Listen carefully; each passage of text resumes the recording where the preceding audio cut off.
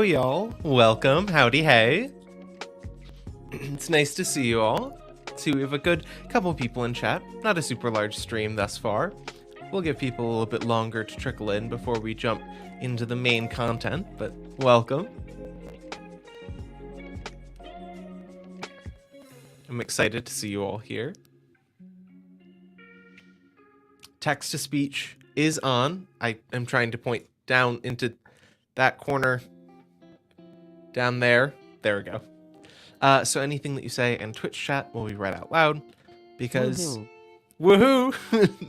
The point of the stream is to be super interactive and to be able to brainstorm project ideas that are both exciting to you so that you're motivated to work on something, you have something that you want to be working on, but also are like possible and achievable so you don't get overwhelmed, because I know that that can be a hard balance to hit between the two of those.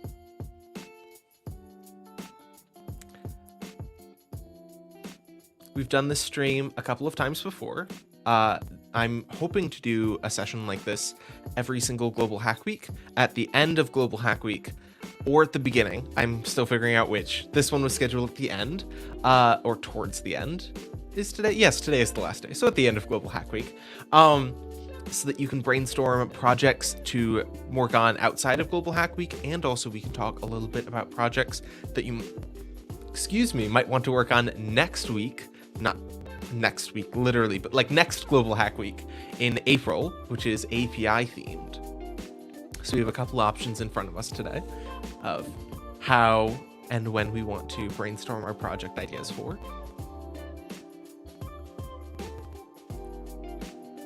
While we're giving people another couple minutes to roll on in, I'm going to ask you some questions, because apparently my audio has been good sometimes and bad other times. I keep messing with it, trying to make it better, and theoretically, I changed the settings to remove the like crackling in and out that people were hearing before, but also the music shouldn't be like cutting in and out like a bad phone call. So I'm going to use this opportunity to check my own audio, but also if you can let me know in chat how things are sounding for you.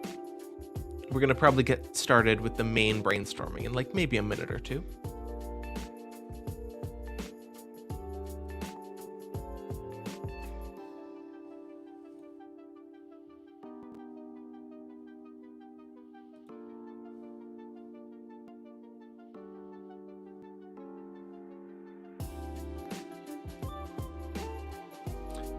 I want to listen to myself, like the stream back, but I'm currently stuck on an ad right now, which is very funny. Okay.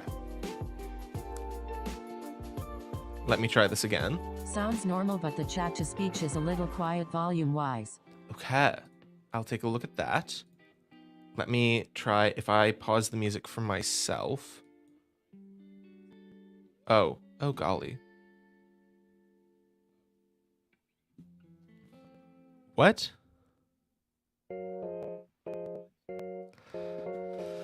Oh, audio weirdness is occurring.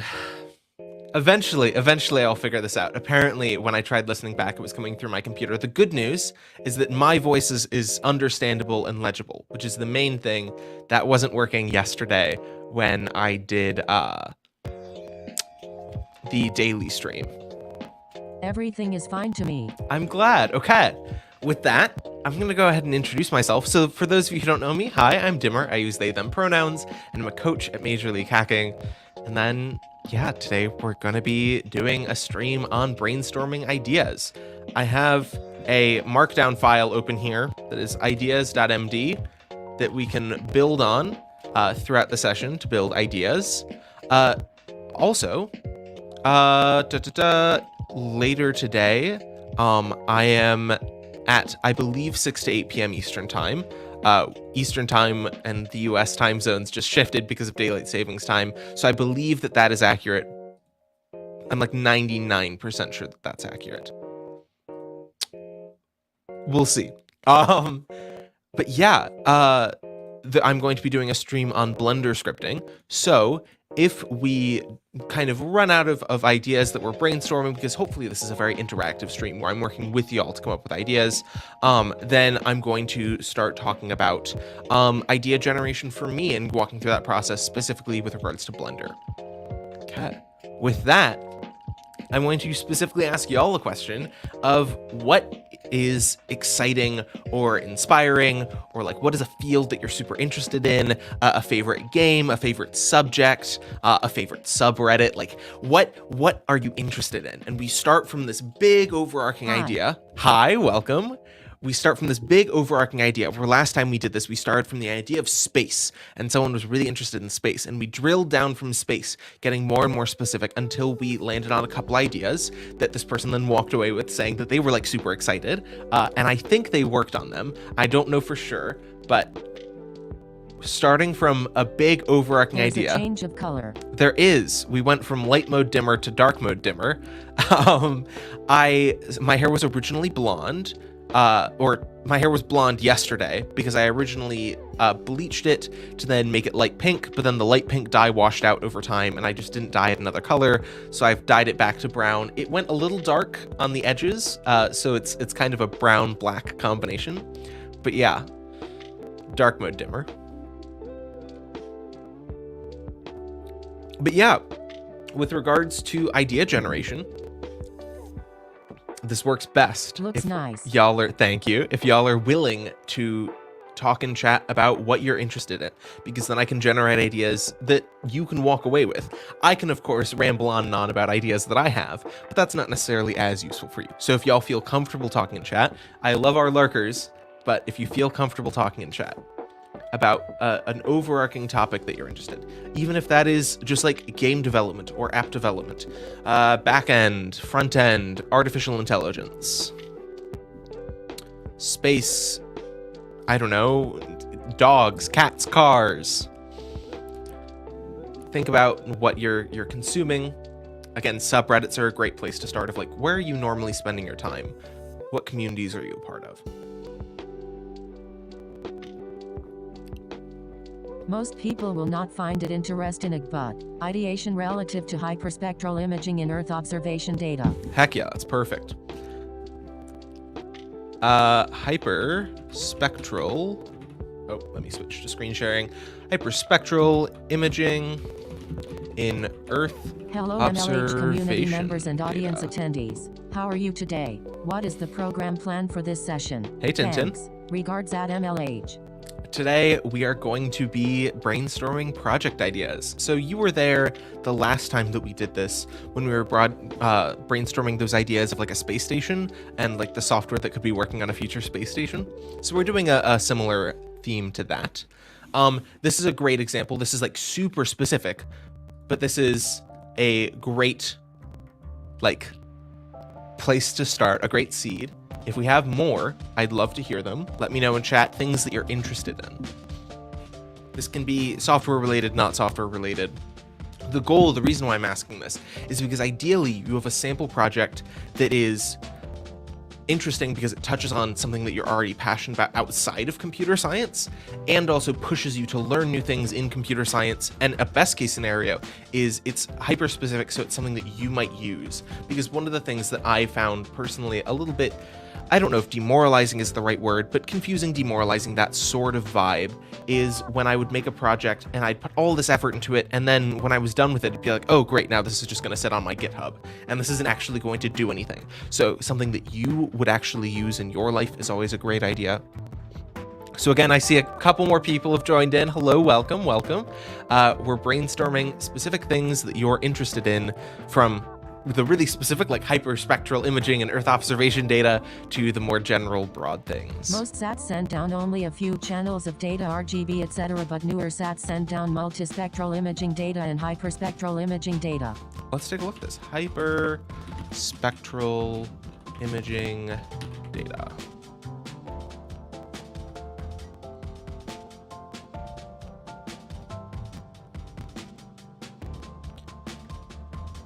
Oh, this looks wild. Okay. Hyperspectral imaging collects and processes information from across the electromagnetic spectrum. The goal of hyperspectral It is very imaging. data-intensive, dense. Yeah. When we look at a two-dimensional projection of a hyperspectral cube, this looks very dense. The goal is to obtain the spectrum for each pixel in the image of a scene, with the purpose of finding objects, identifying materials, or detecting processes. Ooh. Apparently there's applause in this background song. One of the things that I've thought about doing occasionally for streams is maybe... Very few apps actually can be used to visualize, much less process it. So I think you are the first and maybe only person who's willing to participate in chat today, which is totally fine. Again, I love my lurkers, but feel free, other people, to talk about things that you're interested in as well. But specifically with this, you've now mentioned two things, which is visualize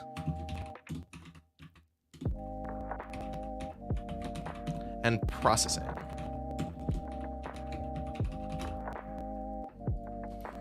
So within processing, what are you thinking about there? Are you looking to identify things? Are you looking to change its format?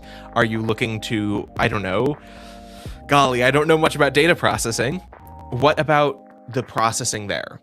If an app existed, what would you want it to do? And if you don't know, that's perfectly fine. Then we also have visualization. Yes, use deep learning on the data. Great. Deep learning. We're going to follow up on that one. Within visualization, how would you want to visualize it? What would you want the output of that visualization to be? Do you want it to be for statistician sort of usage, where it's like we saw with that Wikipedia page, this is like very information dense, but you can start to see it? Or would you want it to be more pop science related, a really cool piece that you could put up on something like art/data is beautiful, or have an Instagram feed that is all of these like beautiful images of Earth that are like morphing through the different spectrums? I'm trying to think of like what are different forms of visualization, what you're interested in. WebGL apps. Okay. WebGL app. Great. Again, I see more people are coming. Amazing. Welcome, welcome, y'all. We're currently brainstorming ideas based on ideas in chat, or ideas for projects based on the seeds of ideas that we put in chat. So feel free to drop any idea of a project that you already have in chat, or any of your interests, passions, any of that sort of thing. And then we're going to grow from those into specific ideas. That's the point of today's session. My goodness, more and more people are coming in. Welcome. Okay, so we have WebGL. We have deep learning. Apps that can be used for environmental or visualizations. What do you mean by environmental there?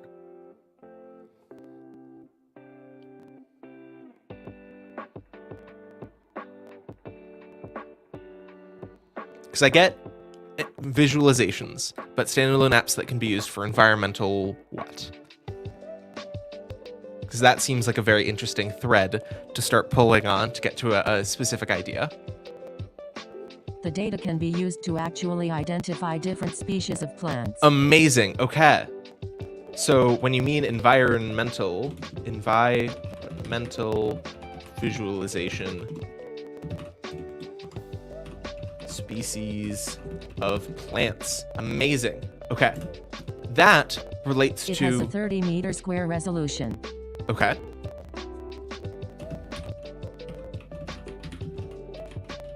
I'm writing this down for me to remember later. And by that, do you mean you get it in chunks of 30 meters by 30 meters? Or that it, like...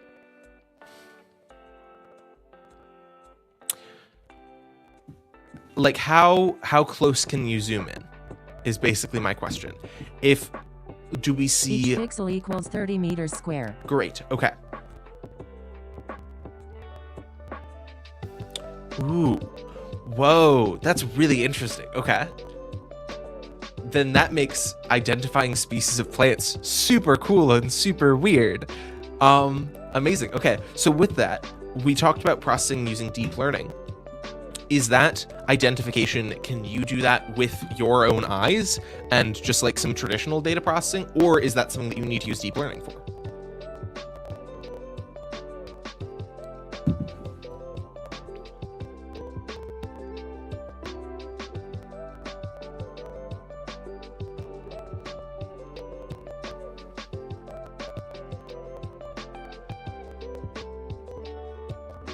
And if you don't know, that's totally fine. Because I You can guess... see all okay. small plots of banana plantations in Brazil with just a bit of processing. Ooh, okay. So that means that there's both deep learning and like manual human processing. And we have the example in here of banana plantations. So, okay. We're getting this, like, I'm starting to understand what this data is, how we can use it, that Yes, sort of some are thing. called NDVI. Okay, let's take a look at that. NDVI, hyperspectral imaging. Hyperspectral image-based vegetation index. A new vegetation index for urban ecological research. Ooh, okay, that's interesting. Let's take a look at the pretty pictures. Ah, that is very interesting.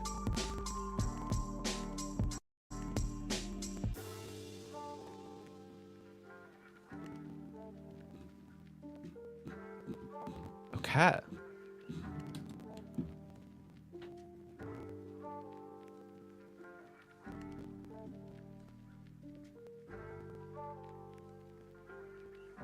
You can ID different green spaces in urban areas. Okay. So, with that, let's take a step back. We're looking at ideas around this specific type of data and the ways that we can use it. What about this data is interesting to you? Are you interested in the ecological aspects? In the Wikipedia page, it mentioned that you could see different materials of buildings. Are you interested in like large scale, like what percentage of a country has what kind of tree? Or smaller scale, looking at an urban area and identifying percent green spaces? Or like the distribution of green spaces, things like that. I guess the question is micro or macro? Macro on like you're zooming out, like if I'm thinking about the Wikipedia picture where we're zooming out and we're looking at this like river basin. This is actually probably pretty micro given the resolution that you were, well, 30 meters. No, this is pretty macro. Are we looking at like a whole river basin or are we looking at like an individual like city?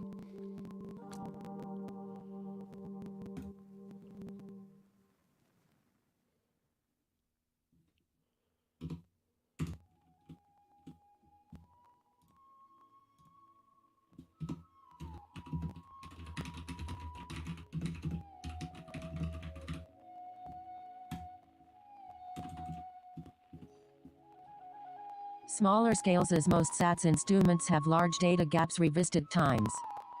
Ah, that makes a lot of sense. Okay. So now this is where I project a little bit of like my own interests to give examples. We have this information, and now it's the question of like, what can we make using these pieces?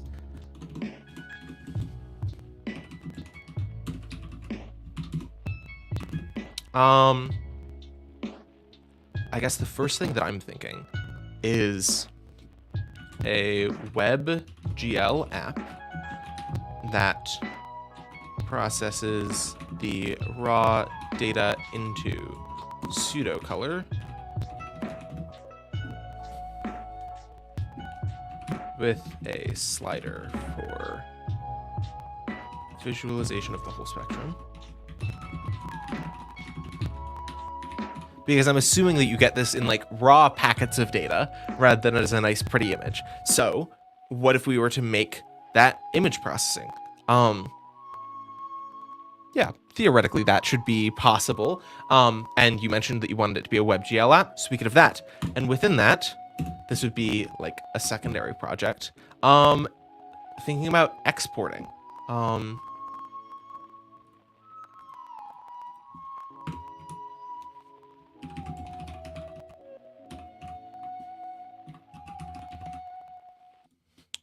So we can think about exporting Okay, if you log in here and wait 1 minute for it to refresh, you will see Ooh. the coverage areas. https://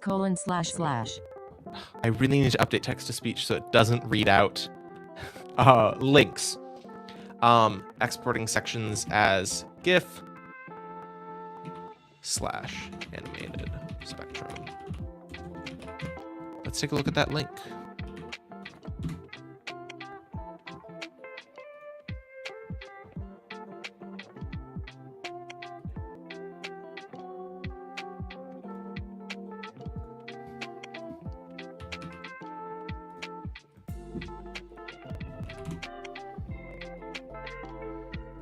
Ooh, okay. Whoa. Well, this is cool. Okay. Let's take a look. Do we have any data in Michigan? We do. Okay.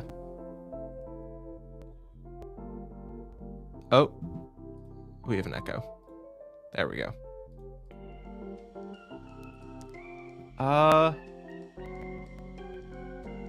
Oh, goodness. Engineers, scientists. Okay. This is roughly where I live, in this part of Southeast Michigan. So if we zoom in,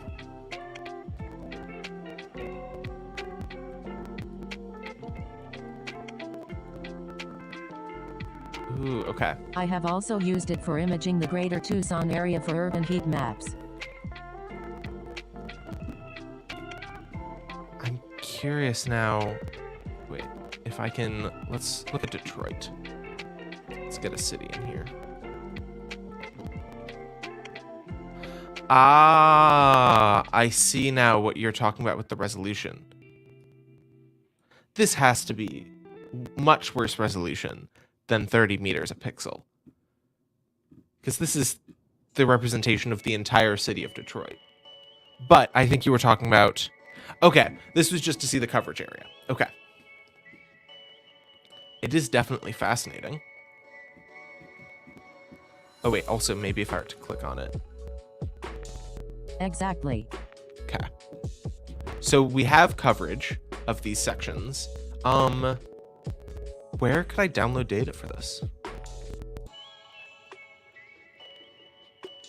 Nice MLH jacket design at MLH. Thanks. This was the MLH coach jacket for last year's HackCon. I'm now just being kind of a big nerd and being like, wait, where can I get the data for this? 'Cause this is really cool. Oh, wow. Okay. Apparently, I was looking at a really boring part of the world for this. To download, you can sign up with NASA and JPL for getting the data from the LP doc. Wow, okay. This is where I'm a little bit self-conscious of the Midwest for being mostly flat, empty area filled with small farms. This is stunning. Oh my goodness. Like, I get that this is like pseudo color of like functional data, but it also just looks beautiful. Look at that. Oh my goodness. Okay, I'm getting slightly off topic from the idea of brainstorming. But I'm thinking about like this visualization that we have right here, but this isn't designed for exporting this. Like I'm again thinking like a more of a pop science perspective. There are 200 plus filters. What? This is okay. So again, I come back to a WebGL app that processes this data, like projecting it onto a map, and then giving you access to those filters. Only RGB. I understand now what this means. Oh, okay. I wasn't thinking about... That is only 3 filters. Yeah, I wasn't thinking about what hyperspectral meant. But I'm assuming that it means that you can see... I'm thinking back to the Wikipedia article, all of the, like, not all of, but more, to maybe all, of the electromagnetic spectrum. You can see even the minerals in the soil. Oh my goodness. Okay. I think this would be the project that I would work. Oh, let me switch to screen sharing. That would be the project that I would work on specifically, of like just showing this data to people because of the reaction that I'm having. But You also can see the gases in the atmosphere. within here, we have like specific, yeah, I guess, well, So this is where I'm sitting back and doing a big think. Because there have to be tools that exist for processing this data, because NASA's processing this data. So I'm wondering, are those tools like closed source?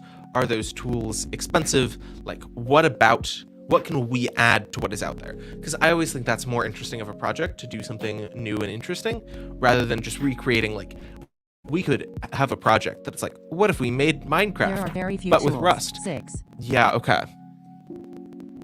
Less than 6 tools. Okay. Tools for viewing hyperspectral imaging.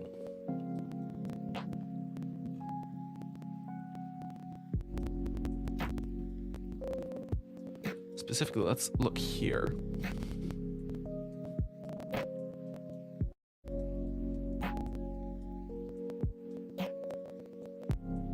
Hypercube is a program specifically designed for the analysis and display of multi and hyperspectral imagery. JIS uses a plugin called Nmapbox to process it.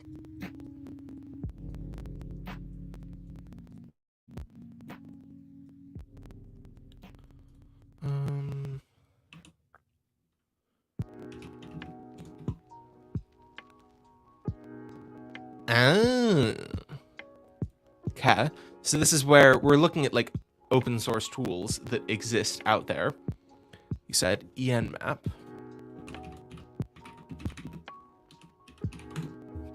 I've never even heard about this part of the world or of science before.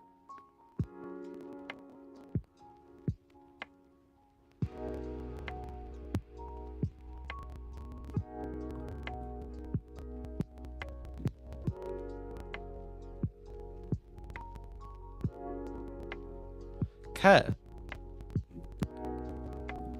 So I guess what I'm thinking... Nmapbox is a product from German scientists. You now will have access to unbelievable data. This is incredibly cool.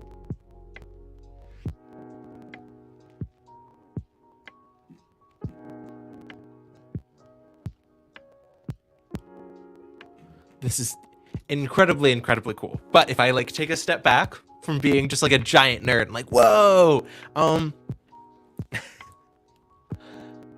there are existing tools for like doing basic visualization of it. But I think it was really interesting what you said there about WebGL, of like taking this from like a very specific tool that you need to like do a bunch of work to set up because it's an open source like data analysis tool, of course.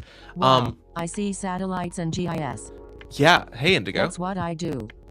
What? Okay, this is where Yes, democratize this.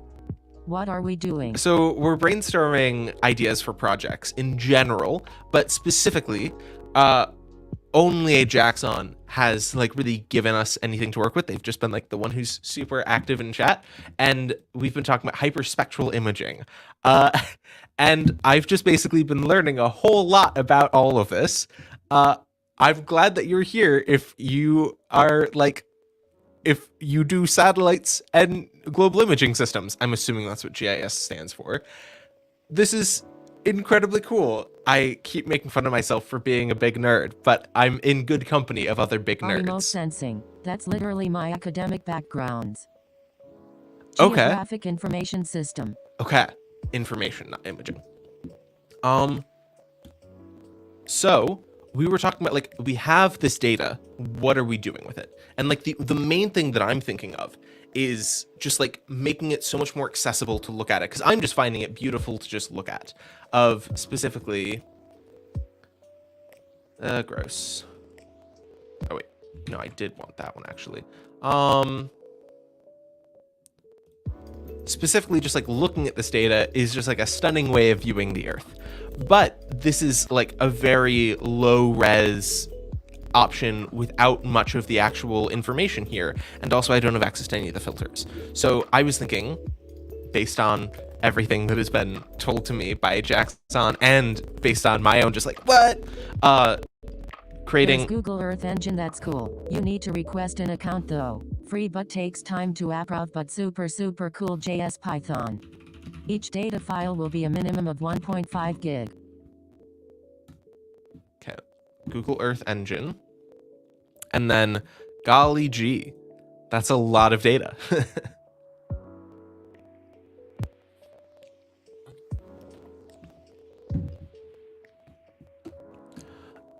Oh, wow.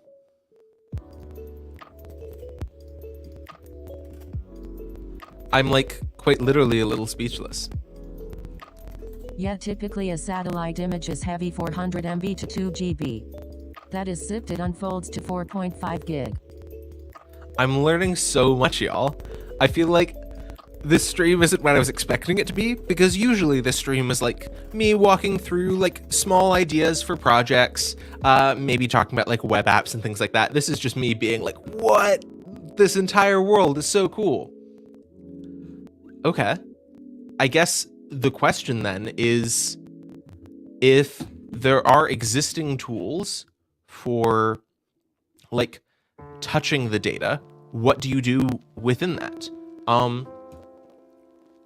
Earlier, you can get the specific satellite bands that you need instead of having all the satellite image files. Every satellite has a bunch of bands depending on its use. Imagine time lapses of a small area. It is like magic.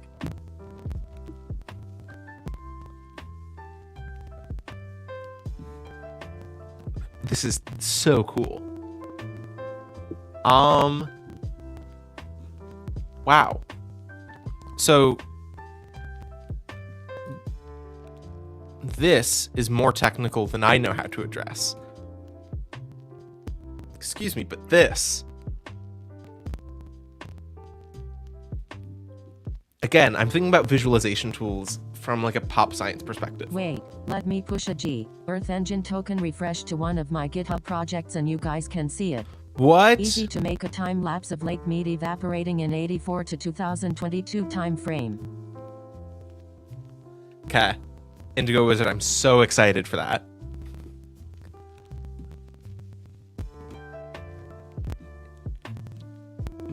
Okay. Yeah, so, I'm gonna take a step back. I don't know enough about this. I'm just going like, whoa, this is really cool to like be able to come up with project ideas around this because this is so specialized and so cool and so new. So I just want to open invitation to the chat to like feel free to chime in with any interesting ideas or passions or interests or anything that you have, and then we can brainstorm projects. Until then, we're just gonna keep looking at this and going like, wow, this is really cool, and learning more about this. But feel free to interrupt at any time with ideas so that we can do some group ideation, project idea generation, that sort of thing. Project I'll show you. There's a GIF in README, but give me 2 MN and it'll update. The token lasts 48 8, so okay. that's why I need to push again. HTTPS GitHub Indigo Wizard Wild. Let's take a look at this.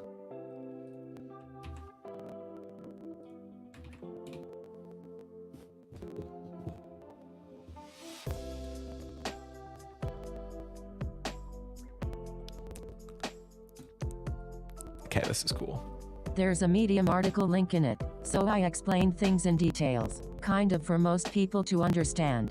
Let's take a look.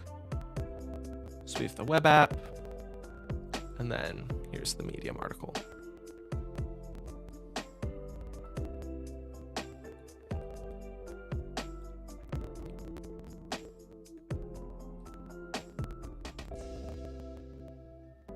Okay.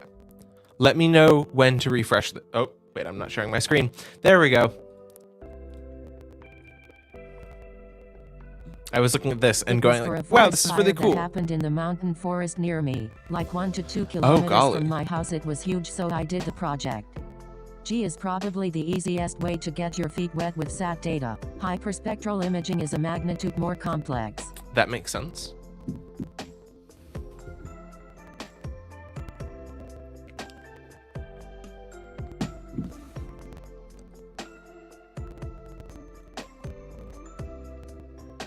Okay. Let's take a look at this.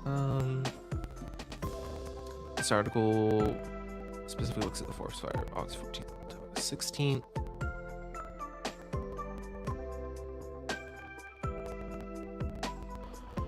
Wow, that looks horrifying. Oh my goodness.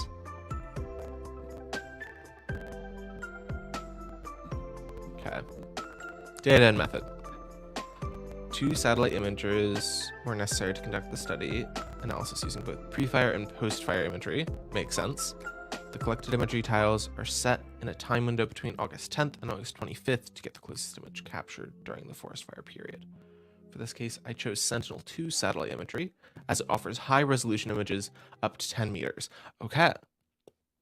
And I've learned what that means, as in 10 meters per pixel. Sentinel-2 images are accessible through Copernicus Open Access Hub.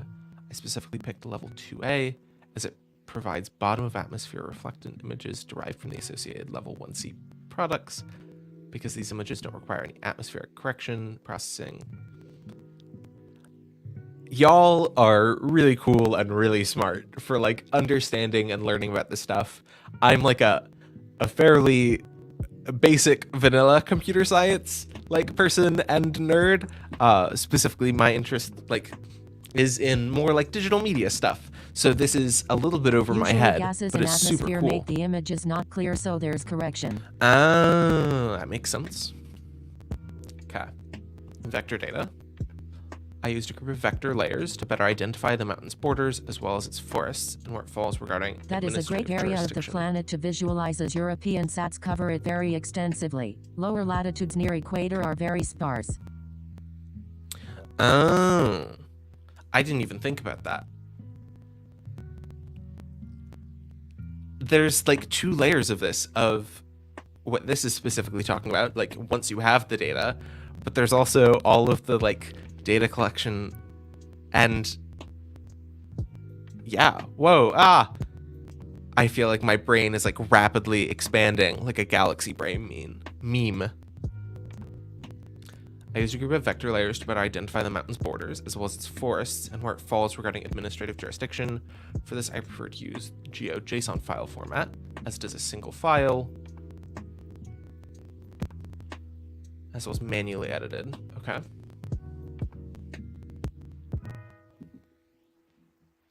Software for the remote sensing processes. I opened for Quantum GIS software. Hey, that was mentioned earlier in Twitch chat. Okay. I have that open somewhere. Yeah, collect I think. process E to present democratize visualization. As it's free, open source, and a lightweight GIS tool, it's pretty robust and accessible for users. I had to teach myself 70% of that. They don't teach us much of it in university, especially not coding in my field. Wow, this is really intense. What is your degree name? What is your what are you studying from like the university's perspective? Because I know that you're doing a lot of this on your own, as you just said.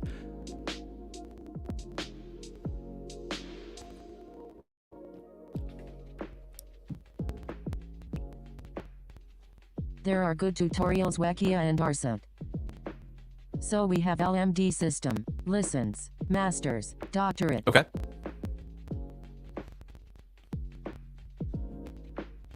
I did license in geography and spatial planning. Whoa. That's cool. And a master's in environmental studies.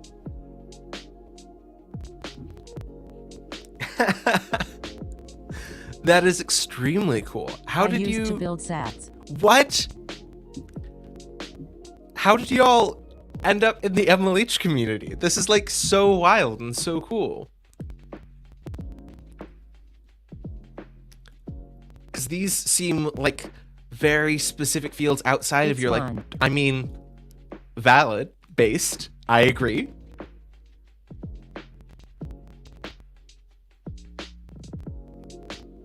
This is incredibly cool. That's one of the reasons I go to hackathons and grab PFL outside CS fields to join in. I mean, that makes a whole lot of sense.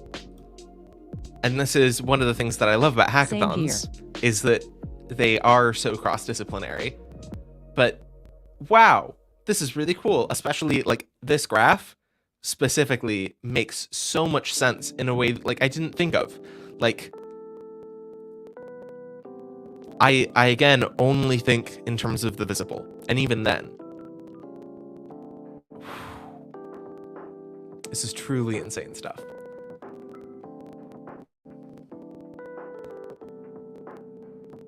Look up Ecostras, an experiment on the ISS.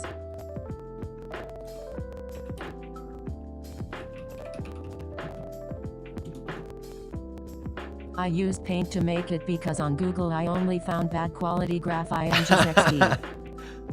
I mean, I would never have known. This looks like an image that I would see on like a scientific paper or scientific journal, that sort of thing. It looks extremely good. Okay. Oh, I didn't think about... So much you can never process it manually. I mean, that makes sense. It is based on the one we study.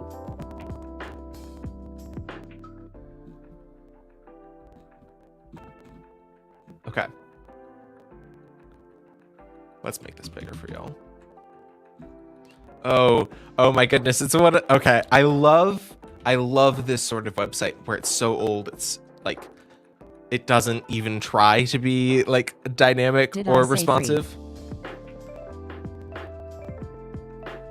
This is, I love scientists so much because as old as the geology of Earth XD.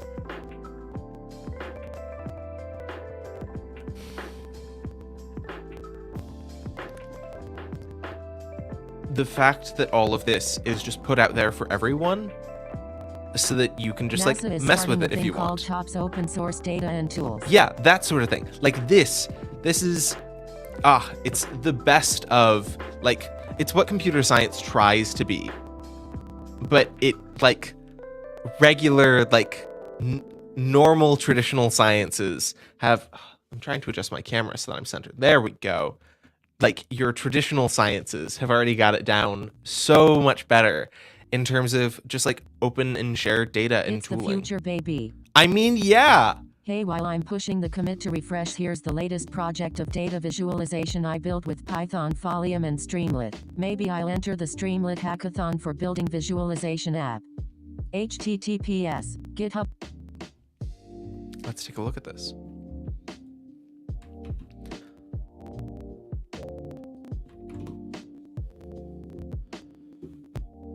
Real-time earthquake data visualization. This is the Streamlit app. It exists in two forms.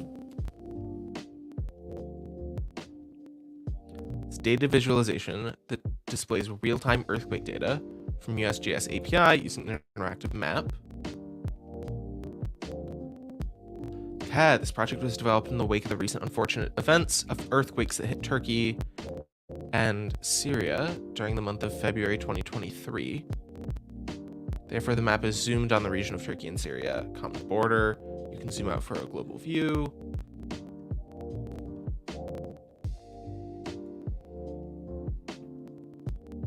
Oh my goodness, okay.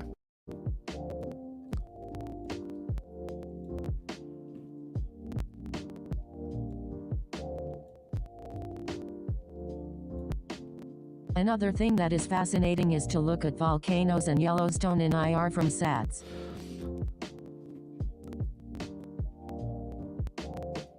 These are all things that I like literally never thought of before. The highest earthquake magnitudes happened on February 6th, so if you set the time frame around that time, check the earthquake in dark red. Okay, click on markers to get info. February 6th to, that's actually February 5th to February 7th.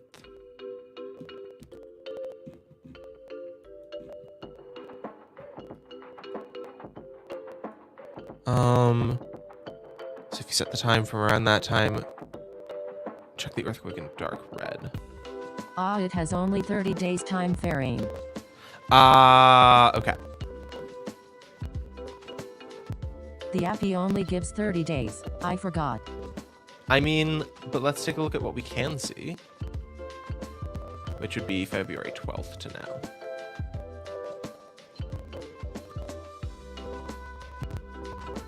Yes, NASA has many of the freestanding web apps that you can use for visualization and access to the background data.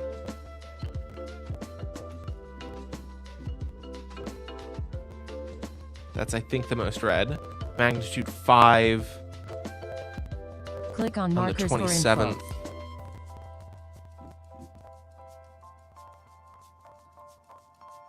For 4.1. 4.1. Magnitude 4. Okay, wait.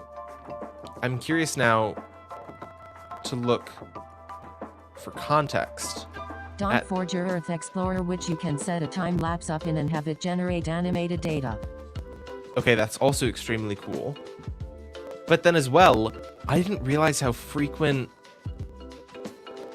earthquakes are. Like, I'm looking at the US because I live in the US, so that's where I would like hear news of earthquakes. Magnitude 4.7. All the time X. What? I thought that they were like super rare occurrences. Again, I live in like the Midwest up in Michigan, so we don't get earthquakes. But wow. Oh my goodness. Wait, there are like dark Many are red now ones. due to fracking in mid-country. I mean, that makes sense.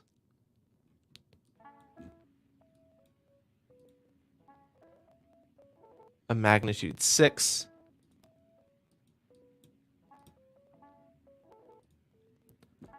I should add couple BASA maps Google Satellite maybe. You can activate and deactivate layers by magnitude. Oh yeah, let's... Any major earthquakes in the past? Like No. Oklahoma earthquakes are all fracking related. Let's...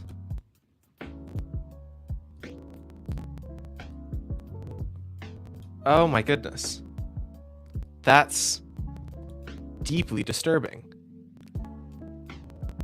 I mean, they're tagged as minor, so that's like the only context that I have. Major are destructive, like in Turkey and Syria. Yeah, okay. I'm trying to get like a sense of what the scale are. The scale is...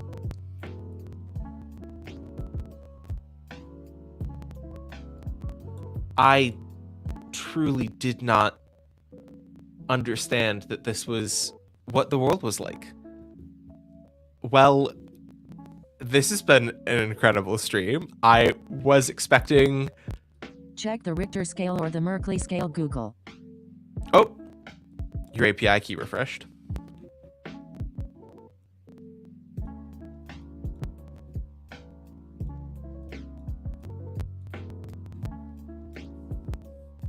Okay.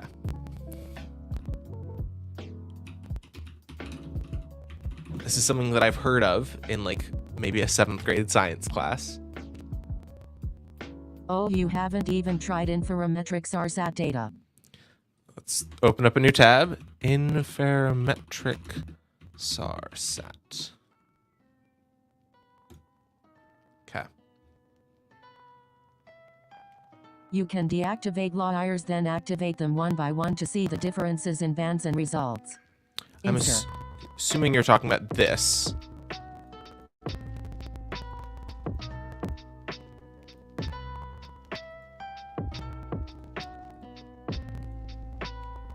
Ah.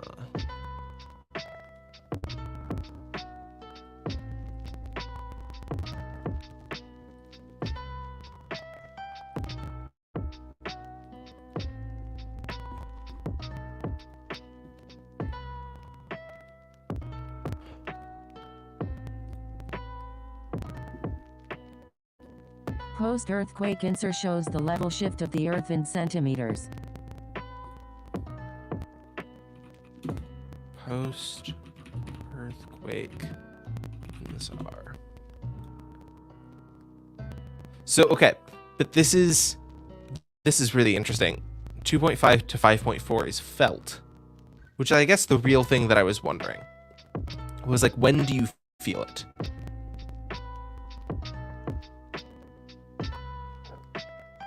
2 to 4. Let's go back to the US. Okay. But there have been fascinating. Okay. Let's take a look at Informametric synthetic aperture radar. Around 3 is a small shake. Depends how close to the surface. Okay.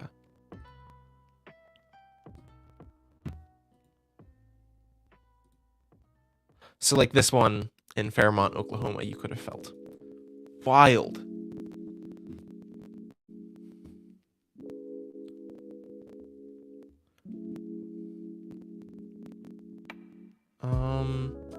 Generate maps of surface oh, I see now. This technique can potentially measure millimeter scale changes in deformation over spans of days to years.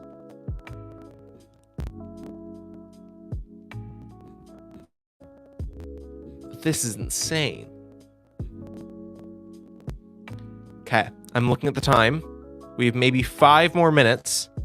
So I'm quickly going to drop a link in chat for check-in. Make sure you check in if you haven't already. Get points for your guild, all that jazz.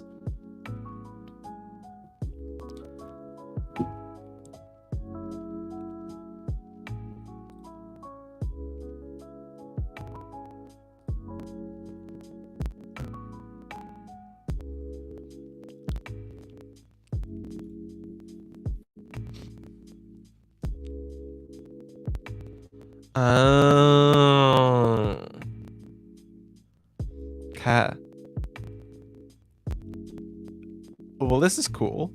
I know that I feel like that's all that I've been saying, but wow, I didn't realize all of the things it takes the SAR satellites... data from one pass of a sat and processes it against one much later in time equals bands of color equals displacement. That makes sense. Sad thing is I did my debut for a hackathon called Leapfrog Hack as the biggest hackathon in Africa back in 2018. I showed up explained I did GIS and remote sensing. Ended up with no Team XD.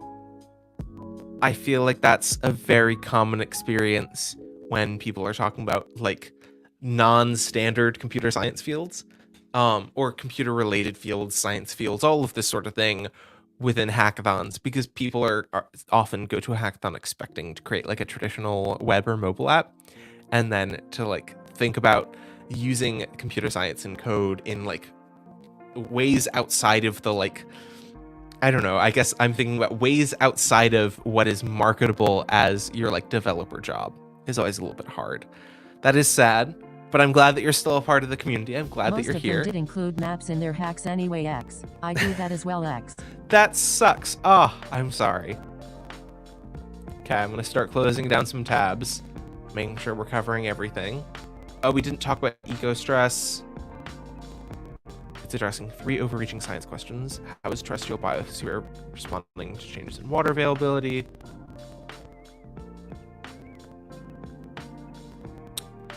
This, like, the main thing that I'm getting from this is just the concept of like, oh, the ISS is just like another thing orbiting the Earth that can look down upon the Earth. I only think of it as like being up in space, or I think it's past the Kármán line. It's probably in space. It would have to be in space. Anyway, I feel like so self-conscious now because I'm talking to people who like know so much more about this than I do. I always think of it as being like, oh, that's where we go to test space stuff, rather than that's where we go to look down on Earth as well as test space stuff. This data visualization as well is horrifying and fascinating in equal measure. That has more things you calculate with Earth Engine and DVI for vegetation, etc.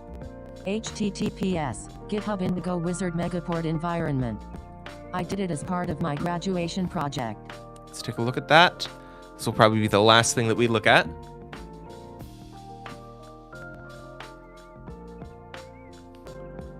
Oh my goodness.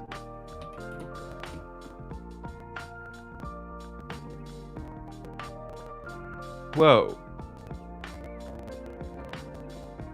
Okay. It's awesome, thanks at Indigo Wizard. It's for environmental impact of a prot that's being built in the area.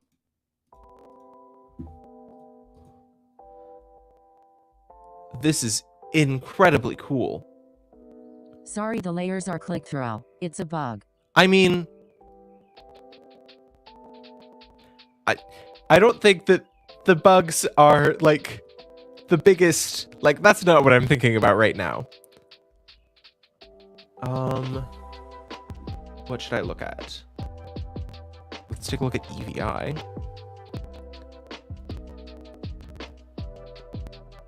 Oh. Okay. And then NDMI. Looking at water stress by the looks of it. Hillshade to get some relief. Let's Hillshade. Ah, thank you.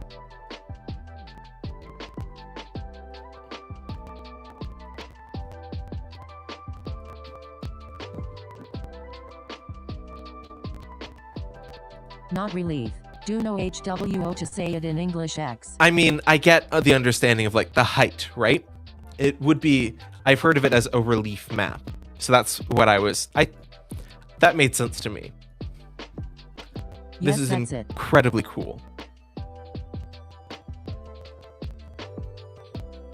I feel like I'm just looking at this going like, ooh, pretty colors, like what can I see? But the idea of using this then...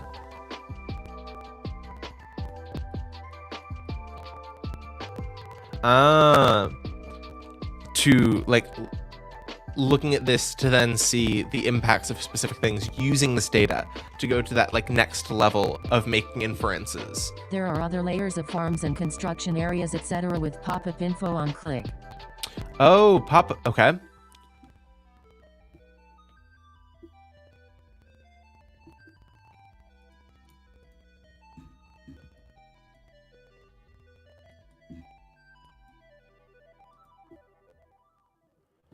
Whoa.